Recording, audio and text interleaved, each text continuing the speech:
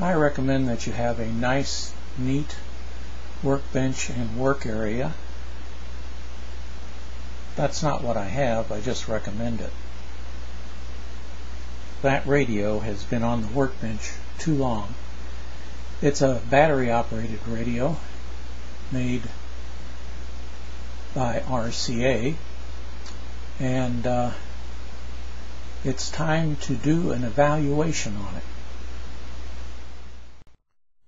Yes, this looks like it's going to be an interesting project.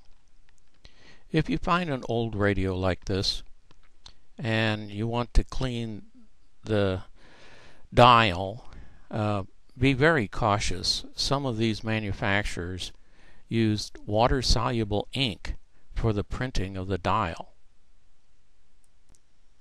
Looking at the back, you can see the largest item there is the aluminum box. And what's in that is the tuning capacitors, probably, we'll find out when we take it apart, and coils for the TRF circuit.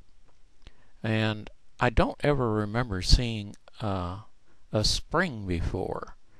So it's going to be real interesting to see what that's all about. If you look in the lower left-hand corner, you see a hole in the chassis. That's somewhat troublesome. A close-up of the back plate clearly shows the serial number, and of course the most important thing that we'd like to know is what the model number is, and well, you can make it out. It's 1291, and I don't know why, but usually the model numbers are hard to read. Anyway, there's two versions of this radio. They're identical. The 1290 came without tubes and batteries. The 1291 came with tubes and batteries. Here's a closer look at that hole in the chassis.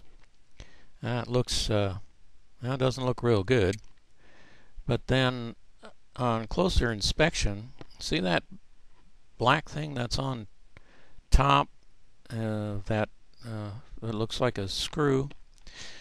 That's a grommet, and some of these tubes had very bad microphonics, so they would mount them on grommets to help keep down the vibration.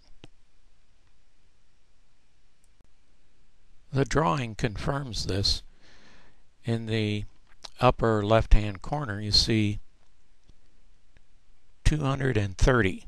That's the number 30 tube, and if you look, you can see grommet drawn on the tube sockets. So this tube would be protected from the vibration of the speaker a little bit with grommets at each end, so not to induce feedback into the radio. This is the battery holder, and it looks like it's all there, and it's dirty, of course, but it doesn't appear like there's been much damage from the batteries, which is good news. Now this really makes me wonder what I'm going to find on the inside. This is some kind of modification. And there we have good old cloth electrical tape again. And well, there's a transformer, and it looks like some kind of wire resistor. And it looks like, doesn't look like the two lugs have been used very much. Looking at the back again, you can see that its location is in the upper right-hand corner of the radio. I have put a high-resolution link in the description of this video.